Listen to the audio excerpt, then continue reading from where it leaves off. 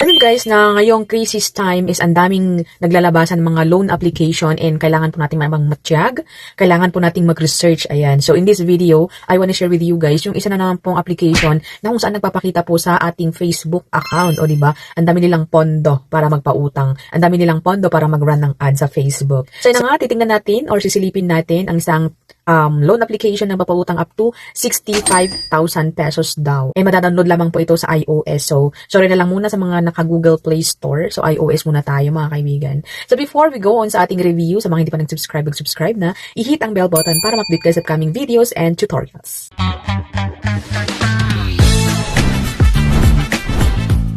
Alright, so welcome and welcome back sa ating channel for today's video. Ang highlight ay si Mabilis Credit. So, kapangalan niya si Mabilis Cash na legit naman sa ating Google Play Store. So, Mabilis Credit dash Easy Peso Loan and meron ditong 134 ratings and 4.8 stars. So, bagong-bagong application mga kaibigan. So, powered by Techno-Alloy Tooling Technology. Tingnan naman guys sa ating screenshot. Parang there's something. Is it wrong spelling or talagang ganun po ang pangalan nila? Anyway, si Mabilis Credit ay nagpapautang daw up to 65,000 pesos. And sabi sa kanilang mga ads guys, be your most sincere friend. Fast funds arrive quickly and mabilis daw na apply yan. Pagka-download guys, makikita agad-agad dito na 70,000 daw. 70,000 yung pwedeng hiramin. Kanina sa kanilang ads is 65,000 mga kaibigan. So ano bang totoo mga boss? So 70,000 pesos ang pwedeng jutangin. And click na rin yung apply. Pagka-click po nun, ay hingi sila ng active phone number. And alam niyo ba guys na yung nilagay kong phone number dito, hindi naman po ako i-separate yung phone na ginamit ko, separate yung number na ginamit ko, ang gulo, di ba? Ang number na nakalagay sa isang phone na ginamit ko dito, yung phone number, and hindi ako naka-receive ng OTP. Nag-automatic na lang na pinakita dito na ito yung PIN or OTP, ganun. So, gets nyo ba, na doon pa lang makikita natin na parang red tag na ang loan application na ito. So anyway, ang pagka-click ko nga nun ng OTP, pinindot ko na siya kasi nagpakita nga dito, ay nagdiretso na siya and sabi dito na syempre yung mga information natin, so authentication, personal information, and job information. So, ang first thing is yung ating pa-ID. So, yung mga ID na pwede dito is UME, driving license, passport, TIN ID, SSS, voters ID, national ID, and health card or yung PhilHealth po natin. And then, picturean po natin yun. Pwede i-upload or kung meron kayong ID sa ating phone ay pwede daw i-upload and pwede daw picturean. So, pagka-picture po ng ID guys is makaka-capture yung mga information natin. Beware yun guys.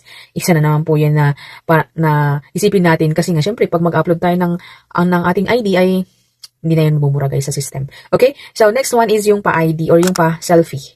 So, picture-picture, meron naman silang instruction dito. But anyway, I will try this application for you guys. And the next one is yung personal information. So, easy na yun guys, educational level, marital status, email, gender, address, detail, and yung home city or yung munisipyo natin. Ganyan kung wala namang city sa province is yung munisipyo natin. Next one is yung ating job information na. So, company name, company address. So, ulit-ulit na lang guys, profession, work experience. Pare-parehas naman po yung mga hiningi information sa mga other na mga utangan, gano'n. And the next one is yung ating emergency contact. So, ito na. Kailangan po na alam ng nilalagay natin sa ganito kasi nga, in case na mga tatawag sila is, at least alam nila kung anong sasagot nila or whatever. Kasi yung mga ganitong utangan guys is, ang daming agent, paulit-ulit yung mga tawag.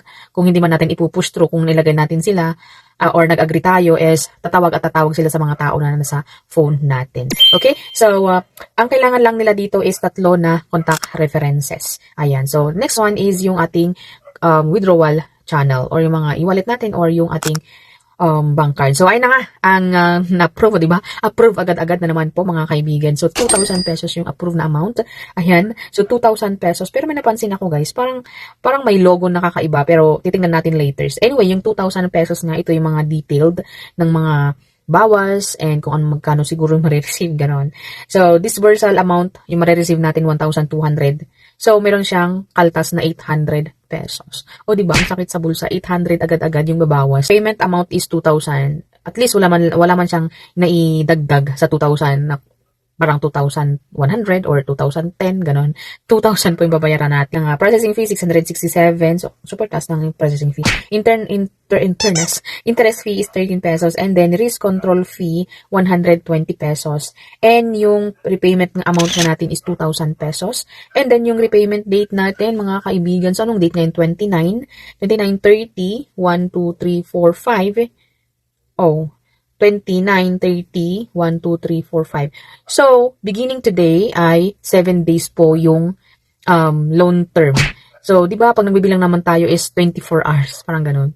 So, kung bibilangin guys, 6 days lang siya. O, di ba? Sobrang malaki ang kaltas and buti sana kung buo na marireceive guys. So, hindi ko siya ma-recommend mga kaibigan. So, i-comment nyo sa baba kung gusto nyo pa rin siyang subukan. So, it's up to you naman guys kung gusto nyo subukan or hindi kasi hindi ko naman control yung mga cellphone nyo, mga kamay nyo pumindot sa mga ganitong mga ola-ola na sobrang tataas sa mga kaltas and sobrang iksi naman. Sobrang taas yung kaltas pero sobrang iksi yung loan term. So, makakahanap pa ba tayo ng pambayad ng ganitong mga jutangan kung ganong kaliit na lifespan? Ganong kaliit yung loan term nila na ibibigay nila. So, anyway, loan application na ito na si Mabilis Credit, ayan, is hindi ko siya ma-recommend. And pansin nyo guys, andyan si screenshot. Sabi dito, Cash Quest. So, may napunta sa isip ko na ang pangalan nito is Cash Quest. Cash Quest. Nagulit lang siya ng pangalan na Mabilis Credit. So, meaning, tinanggal siya pero nagbabalik naman. Anyway, yun na nga, hindi ko siya ma-recommend sa inyo. Huwag niyo pong subukan ang loan application na ito kasi nakakatakot. Nakakatakot malubog sa utang guys. Pero, ulit-ulit na, nasa inyo pa rin mga kamay kung pipindutin nyo or hindi. So, that's it. My video for today and I hope na nagkaroon kayo ng idea sa mga utangan na ganito. So again, thank you for watching and see you on my next video. Bye!